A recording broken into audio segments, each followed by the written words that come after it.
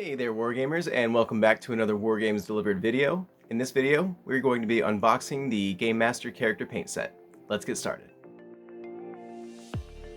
Okay, so to start off this unboxing, I did open it already and remove the plastic and kind of check out all the contents before I started this video, but everything else is entirely intact. So you're getting everything you see in this video, plus a little extra plastic as well.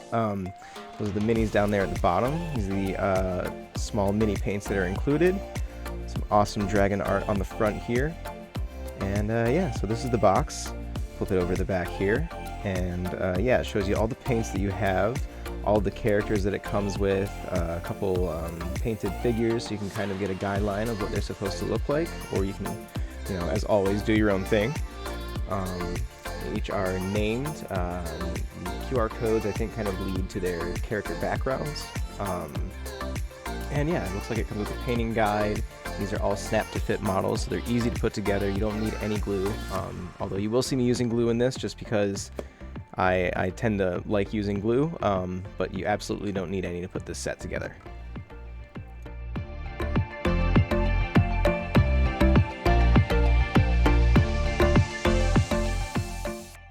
So yeah, with that being said, let's go ahead and crack it open and see what's all inside. Fix that seal here. And the first thing we've got here are a bunch of paints. Go ahead and give those a look over in a second. Yeah, it looks like the majority of the paints come in this container here. These things are great too. These plastic containers are great for holding extra paints, extra models, storage, transportation. They're awesome. I have loads of these just sitting around my house.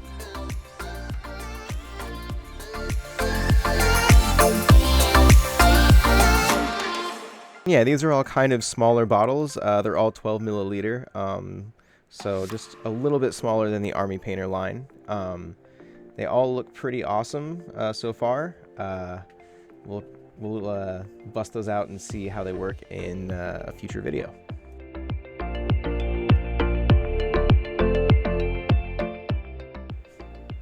And yeah, I never throw these things away. I always keep them just in case.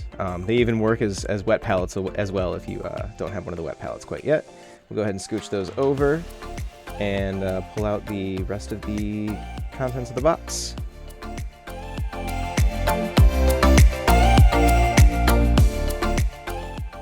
Okay, so it looks like the first thing that we have in the second container here, yeah, the box is totally empty. Go ahead and put that to the side. Yeah, the first thing we have here is the how to paint little booklet that we have here. Looks like it shows you how to paint the tiefling model that's included, the warlock or sorcerer. I'm not exactly sure which one he was. Yeah, so it gives you a little preparation guide, nice little village map. Yeah, I don't want to spoil that too much, but yeah, there's the characters that are included. So yeah, it is a warlock, tiefling warlock. And yeah, there's a couple other cool characters in there as well. Dwarfs included. Yeah. And it also includes a Army Painter painting guide, which these are great if you guys don't have one of these. They're pretty much included in every Army Painter product, as far as I'm aware. They've got the entire paint line there, which is a great reference for if you're collecting the entire paint line, some color theory things. Just some great overall painting tips and helpful things in there. And it looks like we're left with a couple of paints here that wouldn't fit in the other container. Some washes, and it looks like that's a gold there, and a couple other colors. And it looks like we have the character sprue and our brush there as well. So it looks like the only thing really outside of the set that you would need to put it together is maybe a hobby knife and a pair of pliers, or plastic cutters rather.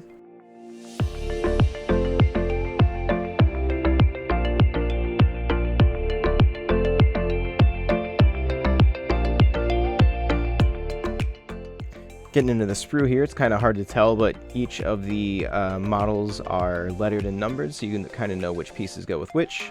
You can kind of put them together accordingly. This pretty much just only helps with the bases, in my opinion. You can kind of figure the rest of it out, but the bases are kind of hard to figure out.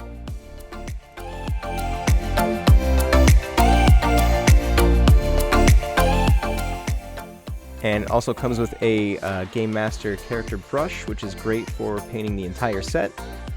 We'll go ahead and switch over here to the building phase, and we'll go ahead and build each of these models.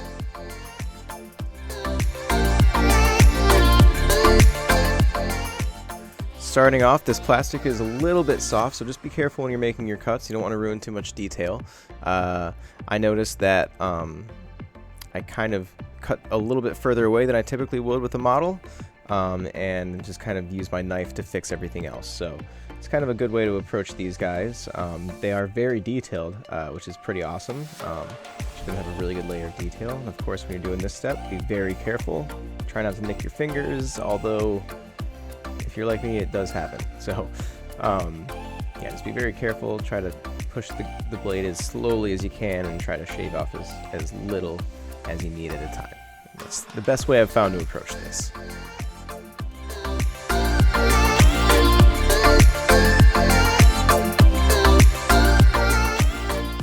The best thing about this kit, there's not that many parts to each of the models. I think the majority have 2 pieces, some of them have 3 pieces, so you can get all of these built pretty quickly.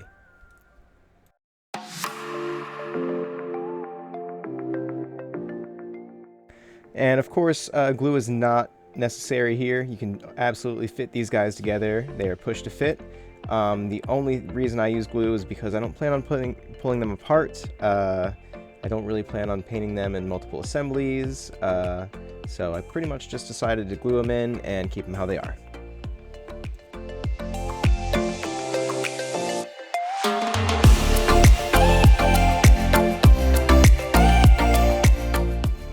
And as you can see, some of them have some pretty distinct mold lines, so if you want to go ahead and take your hobby knife and try to clear those as best you can. Sometimes, you know, a fingernail works just as well if you run your thumbnail against it and slowly rub off the mold line. That's a good way to remove it as well. Just kind of depends on the quality of the material that you're using.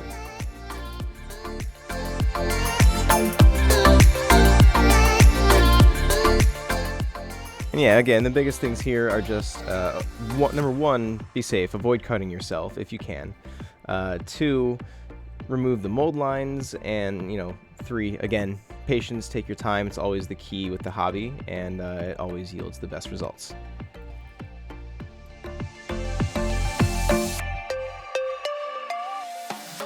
Yeah, I think the Rogue and the Ranger are the 2 that are just already ready to go and just need the base put on. So those are some easier ones to put together. Take no time at all, actually.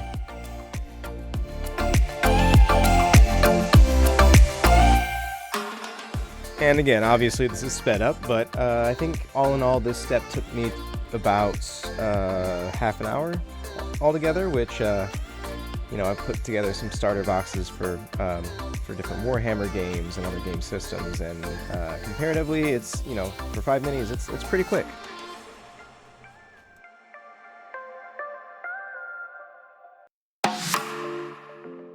And as I've said before, this plastic is a little bit soft, so just keep that in mind while you're cutting up the minis and removing your mold lines. You just want to keep that in mind to not dig too deep and ruin some of the detail.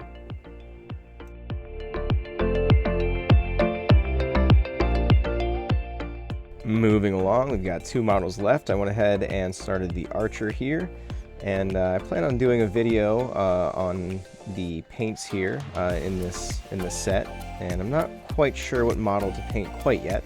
I'm leaning more towards this model, or possibly the Tiefling, the last model. But yeah, it's still kind of a toss-up for me. There's a lot of good options. All of these models have some really good detail and some good personality, and the paint set gives you a lot of options to enhance that.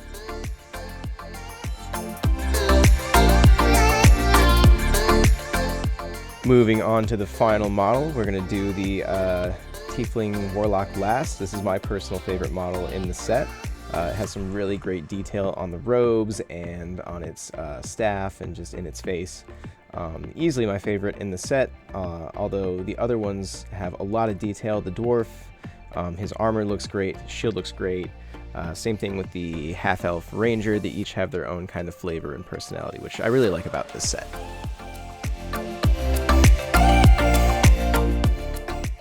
And obviously, if you play D&D, these models work great for, you know, representing your character. If not, they're also just really awesome models to paint. All right, and here is the final shot of everything that is included in the set.